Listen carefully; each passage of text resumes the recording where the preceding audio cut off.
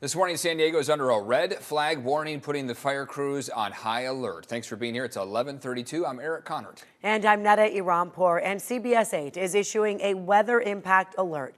We have team coverage on this severe weather here and in Los Angeles. CBS 8's Regina Urita live with an update from Calfire. And meteorologist Evan Narani in studio with your forecast. First, let's check in with Shannon Handy, live in East County, showing us the high winds out there. How's it feeling? Well, Eric and Netta, I've been out here for the last couple of hours, and the wind has picked up. It's died down. We did bring our wind gauge. Right now, where I'm standing, it's clocking at about 4 or 5 miles an hour, so nothing significant. But we do know that these conditions can change, and they can change quickly. And that is why people who live in Ramona have been warned their power could be shut off as a precaution. At last check, more than 2,600 customers across the county have had their power shut off in places like Alpine, Boulevard, Campo, Descanso, Julian, and Santa Isabel. That's actually fewer people than earlier this morning when more than 3,000 customers were without power. But we're not out of the woods yet. Another 52,000 plus are still in danger of having their power shut off. A lot of people in this area do have generators, so they are prepared. If a fire were to break out and they had to leave, people I spoke with in Ramona say they are ready for that as well. Been ready for things like that just because of the, with California having, the fires, and it's a normal thing, especially living out, more east away from downtown. That's just something you should always be prepared for in advance anyways, lost power and etc. Yeah, and just as he said, having an emergency plan is something you don't necessarily want to resort to, but it's a good idea just in case, especially given what we've seen happen up in LA. As for the power shutoffs, if you've had your power shut off, there are resource centers that SDG&E has open. We do have a list of those centers, as well as more information about these power shutoffs on our website. Go to cbs8.com, click on the home button or the help button. Meanwhile, Cal Fire officials, as well as local fire officials here, they are all on high alert as these conditions continue. So with more on that part of this story, we turn now to Regina Urita. Regina? Yeah, Shannon, well, we're still dealing with a red flag warning, and although we're not seeing any powerful winds here in El Cajon, it's still important to be ready. It's why we continue to report on some of the recommendations. In fact, I also want to mention that yesterday, firefighters were busy putting out several fires around San Diego County. One of those fires, Shannon, you talked about Ramona, one of those fires broke out in that area off of Pamos Road. Calfire officials actually confirmed that that fire ignited over smoke-related issues. So again, they're reminding people of what not to do under these conditions. Current conditions, in the event that a fire were to ignite, the conditions are present to have extreme fire behavior. So we're asking residents to limit any outdoor activity that may kindle a fire. This may include recreational campfires or warming fires, cooking fires, as well as outside equipment use. And so that is Fire Captain Robert Johnson with Cal Fire. He tells me while today seems calm, fire crews remain on high alert, especially because fires are still a high risk throughout San Diego County. Yesterday, firefighters did a tremendous job in quickly getting to those fires just in time to secure a perimeter and extinguish the flames. Johnson also says the high winds, relatively low humidity, and dry vegetation easily makes for a dangerous combination to fuel a wildfire. Right now, firefighters are not being given any days off. Cal Fire officials are being cautious and pooling reinforcement should a fire ignite. They want to remind the public about the list of things to have ready in case people need to evacuate. First is ensuring you have a wildfire emergency to-go bag. Make sure it includes a 3-day supply of food and water. Have a map with at least 2 evacuation routes.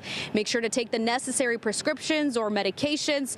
Pack a change of clothes and extra eyeglasses, contact lenses, and carry those extra car keys in case you need to evacuate. So back out here, it's going to be another busy day for Cal Fire and firefighters. They're keeping a close eye on these weather conditions. Here in El Cajon, we're not seeing any high winds, but again, we're still under that red flag warning. I actually want to send it over to my colleague, meteorologist Evan Narani, to talk a little bit more about what we can expect. Evan. Yeah, Regina, that red flag warning stays in effect until 6 p.m. So that's kind of the timing that we're looking at. Between now and 6 p.m., another about 6 hours or so, we'll be seeing some possibilities of more intense wind gusts. We've right now seen them up up around the Julian area, and of course those warmer than normal temperatures. That comes amid clear skies. When you look outside, it is tough to find a single cloud out there because there's just such little moisture in the atmosphere. Look at where your temperatures are as that warm, dry air comes over the mountains and falls down the western slopes. It just sits in the valleys and toward the coastline.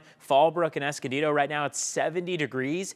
Average for a day like today would be about 62, 63 degrees for that forecast high, and we've already beat those average numbers. We're at 65 in Del Mar, 68 in Mira Mesa to head through the 11 o'clock hour here. When we look at your wind gust forecast, you can see how those gusts are expected to be a little bit breezy.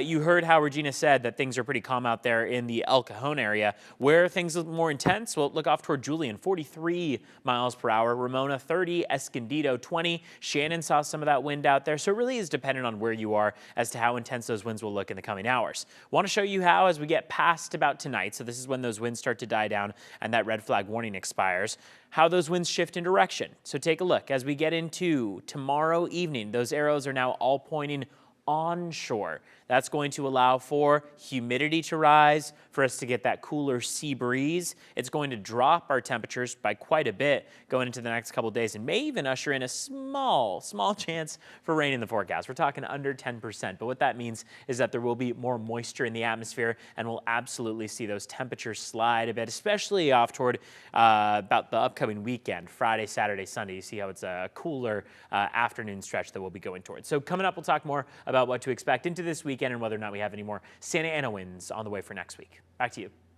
We are surging resources across this fire as necessary. Oh my God, it's gone.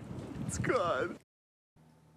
Wildfire-weary residents in Southern California bracing for a final round of these dangerous Santa Ana winds as firefighters struggle to contain the two largest fires that are still ravaging the region. Crews in Los Angeles are working to stop the fire from spreading, and containment is up 19% for the Palisades fire and 45% for the Eaton fire. Since igniting a week ago, the Palisades and Eaton fires had displaced tens of thousands of residents and destroyed more than 12,000 structures.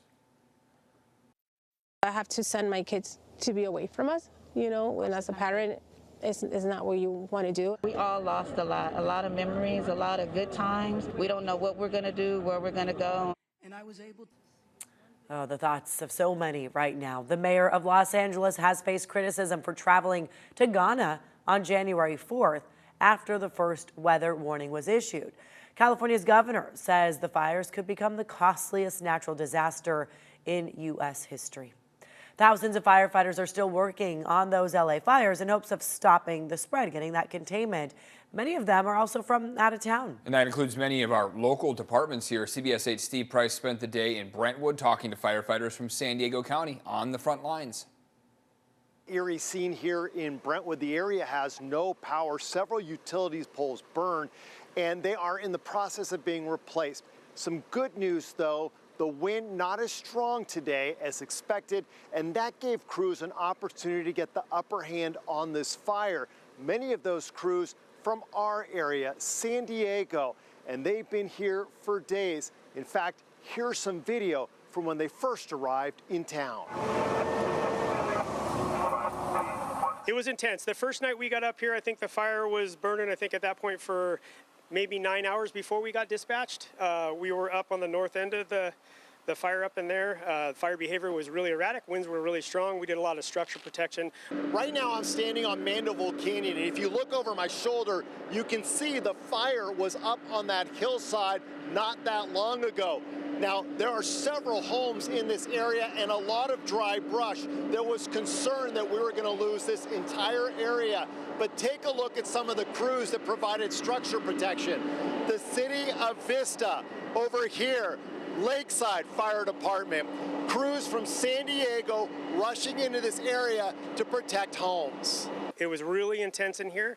There's not a lot of roadway in here. It's tight. There was cars. There's other vehicles in here. We had a lot of resources in here, but we were able to do some good in here. We backed our engines in, protected all these houses. We had a lot of helicopter work in here, which really made a big difference. And then fixed wing aircraft came in here the next day. That's why you see the roads painted with FOSCHEC on the ground here. Any challenges that you've had, like just because you don't know the area? I mean, does that make it harder? It does. That's always a challenge. The wind, the weather was a challenge for us in here. It was super windy, and access is always a challenge. Sometimes in these early stages on the fire, we call them initial attack phases, you'll have people evacuating as you're trying to come in there. So those, egress and issues are kind of challenging. I'm hoping to get back home soon. I miss everybody, and I think we're doing some good work up here. And all the crews that I'm on with our strike team, which is like I said, a conglomerate from San Diego. All of our folks are doing well here. But we'll be excited to get home when this is all done. Sleep in your own bed. Sleep in my own bed. Yes, yes, for sure. Although you can't see them, the National Guard is at the end of the street here at Mandeville Canyon and Sunset to keep residents out, because this is still a mandatory evacuation area, and there is a curfew in place that runs until 6 in the morning. In Brentwood, Steve Price, CBS 8. We sure appreciate those San Diego crews doing everything they can up there to help out.